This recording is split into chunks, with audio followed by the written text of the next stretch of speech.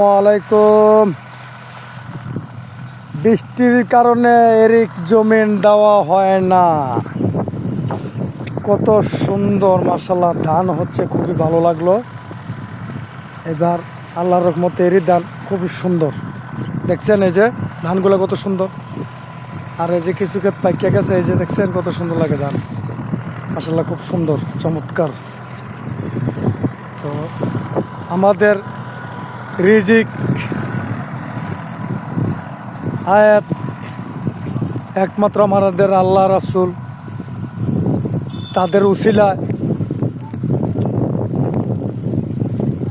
সব কিছু মিলাই না দেওয়ার মালিক তো একমাত্র আমার আল্লাহ, তৈরি করে দেওয়ার আমার আল্লাহ, কিন্তু আমি আপনি উসিলা।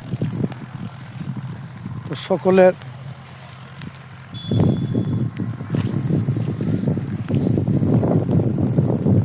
ভালো রাখার জন্য আমার আল্লাহ কত কিছু না করে। দেখছেন এই যে জমি কত সুন্দর।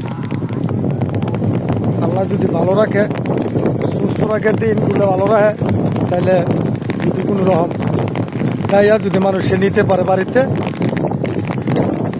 তাইলে হবে ভালো। একমাত্র আমার আল্লাহ তাআলার উসিলায় বাড়িতে নিতে হবে, তাই আর কি। মানুষে তো আর নিতে পারবে না।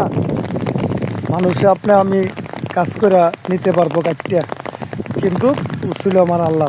এই যে দেখেন বৃষ্টি এখন আসতেছে, দিন দেখছেন কত কত হাঁস, এই যে হাঁস কত দৌড়দৌড়ি করতেছে, দেখছেন। এই যে ধান পাইকা রয়েছে, কিন্তু মানুষের দাইতে পারে না বৃষ্টির কারণে।